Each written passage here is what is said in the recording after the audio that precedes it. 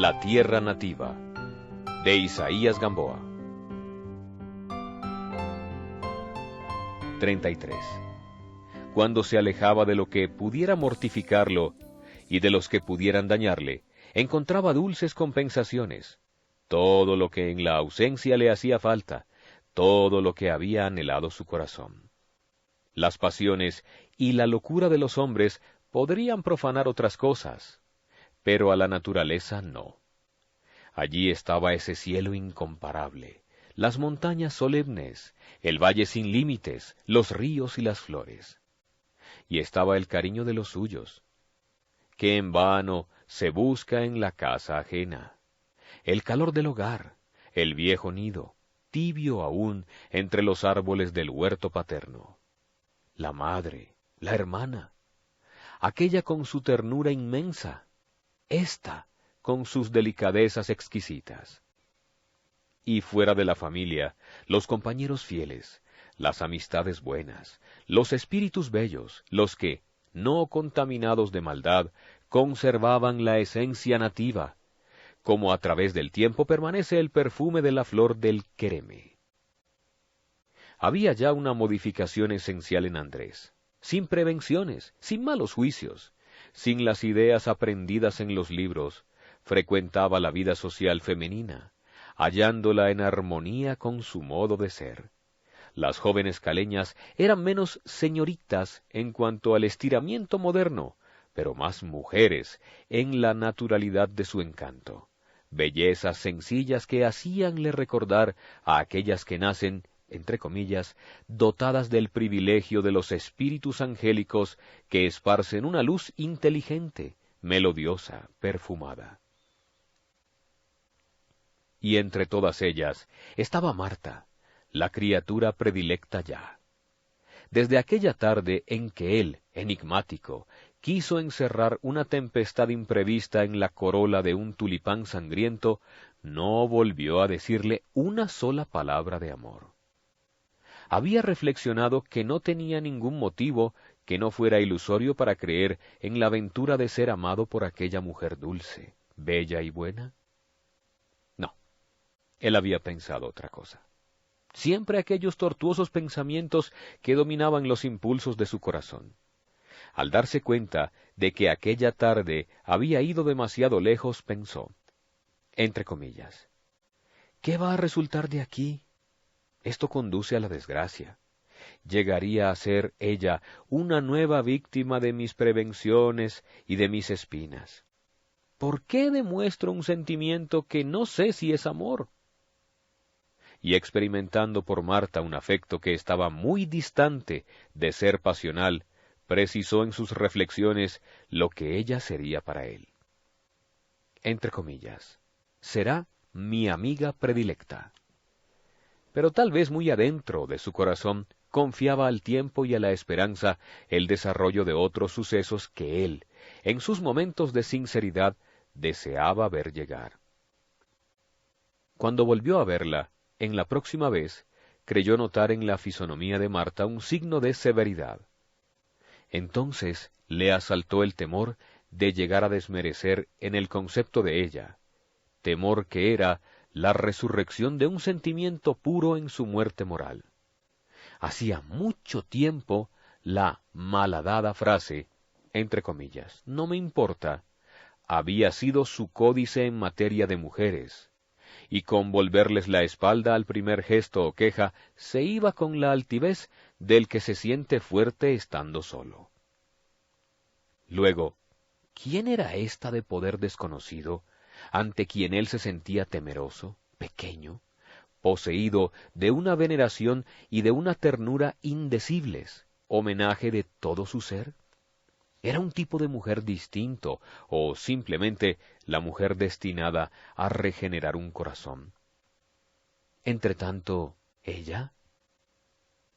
Después de la escena del jardín, en que se había manifestado ya alarmada, ya pudorosa y tímida ante la revolución de algo desconocido que iba a dominarla, después de aquella tarde quedó en su ánimo una inquietud, una turbación nueva, que ora aleteaba como esperanza, ora se ennegrecía como temor.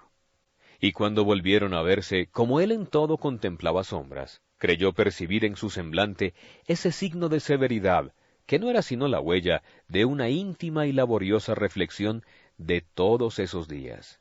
Por lo cual, al dar a Andrés la mano, lo hizo en silencio, recatando la faz, como temerosa de que se leyera en su frente lo que había pensado. Pero él, que ya iba poseído de sentimientos buenos, estrechó aquella mano entre las dos suyas con tanta ternura, puso tal sinceridad en su voz al decirla, entre comillas, mi dulce amiga, que las pupilas de ella radiaron de reconocimiento y en sus labios hubo un principio de alegría.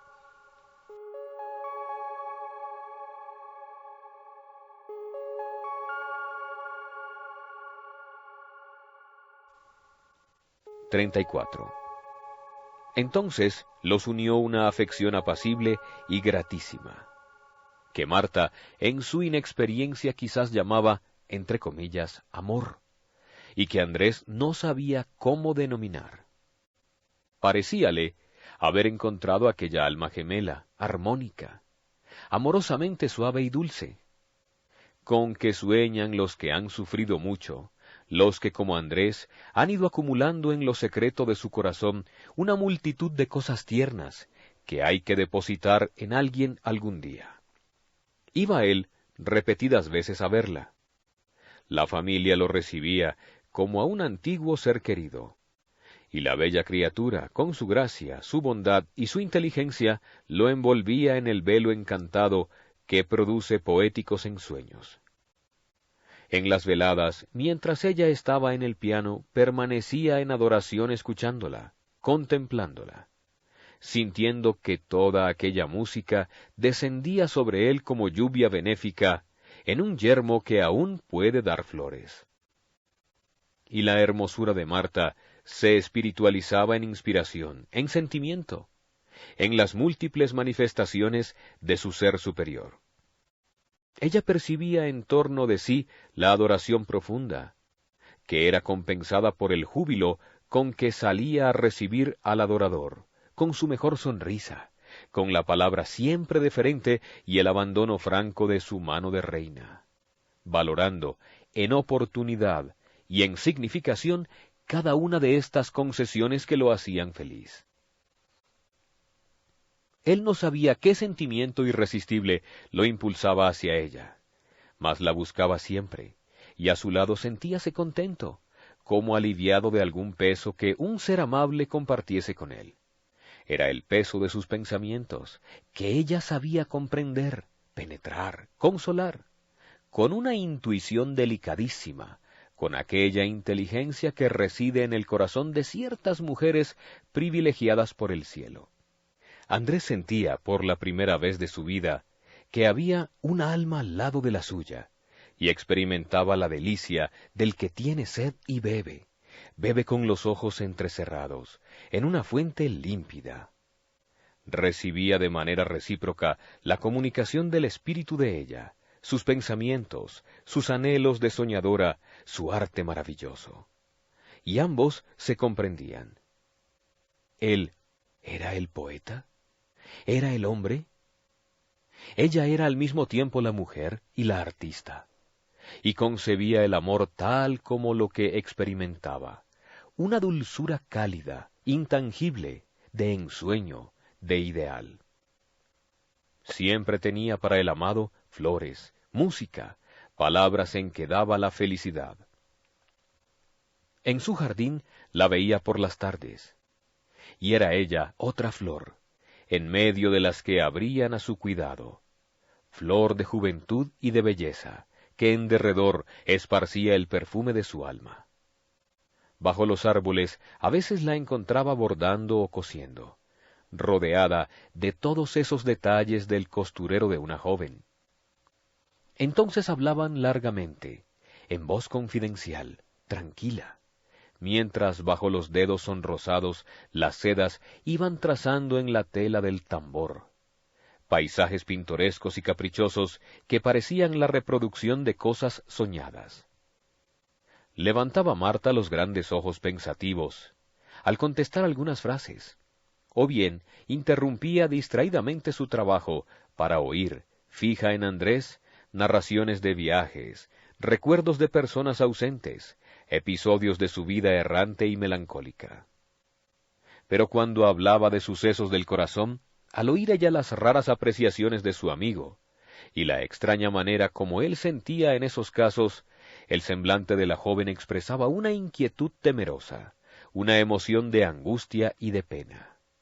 Andrés entonces, al caer en la cuenta del alarma que producía en ella su modo de ser, terminaba diciendo que él era un enfermo, que aquello era el resultado de una tristeza profunda que todo lo había ennegrecido en su vida, pero que, ya en la patria, contento, tranquilo, su espíritu se abría a emociones sencillas de que estaba ávido.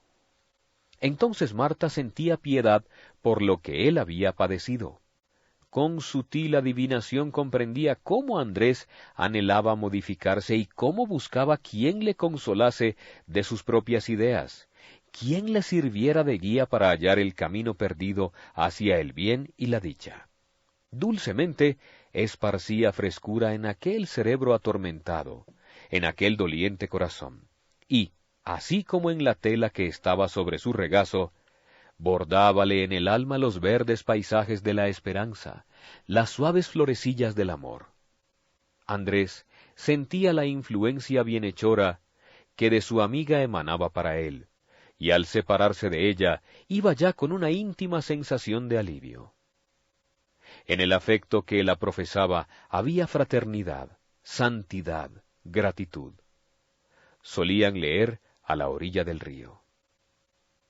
Al principio no quería Marta tomar el libro, pero Andrés al fin lo consiguió, expresándole que era un anhelo íntimo oírla. Y de ahí casi siempre era ella quien leía para él. Al son de la corriente, la nota clara de la voz femenina se precisaba como un canto. Él, reclinado sobre la yerba, la oía contemplándola. Y de este modo las facciones y la voz completaban una sola belleza en su imaginación de poeta. Era una voluptuosidad espiritual. Recrearse en aquella persona tan querida.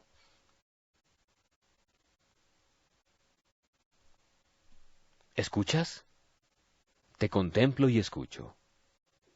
Ella encontraba tonos especiales para modular el sentimiento. Él nunca había oído leer así. Era una canción por encima del murmullo del río. Los pensamientos más bellos los señalaban con notas al margen, y dejando entre las páginas hojitas y flores. Una tarde, él la hizo repetir un pasaje de La ciudad muerta. Decía, entre comillas, Alejandro, : Vos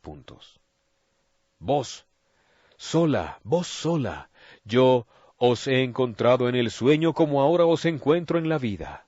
Vos me pertenecéis como si fuerais mi criatura formada por mi soplo.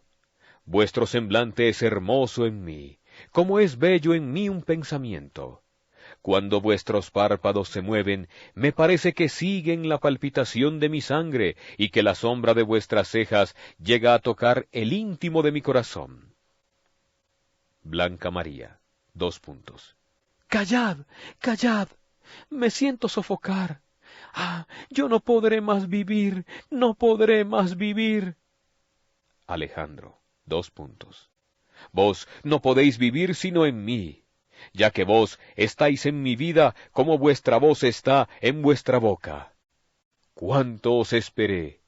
¿Con qué fe os esperé? Marta subrayó esta frase, repitiéndola acalladamente, como si fuera suya. ¿Cuánto te esperé? ¿Con qué fe te esperé? Y señaló la página con hebras de su pelo. Por ese tiempo Andrés volvió a hacer versos. Ella los aprendía de memoria para repetírselos a sí misma o para cantarlos. Entre los dos la poesía y la música formaban una sola armonía.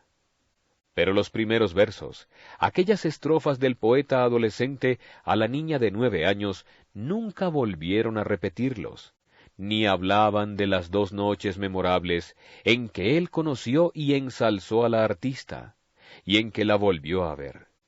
El recuerdo, sin embargo, estaba presente, y su presencia la sentían los dos. Otra consonancia de sus almas estaba en la interpretación de la naturaleza. Marta sabía ver, penetrar, extasiarse, y como su espíritu infantil no encontraba a veces las palabras que la imaginación le pedía, insinuaba a Andrés sus impresiones tímidamente, y entonces él completaba en el lenguaje la poesía sugerida por ella. Así, admiraron juntos muchas tardes espléndidas desde las colinas del Río Nuevo, muchos crepúsculos agonizantes que teñían de rojo todo el caudal del río, muchas noches de luna, y sentían dentro de sí algo inmenso y bello, lo bello y lo inmenso de la naturaleza.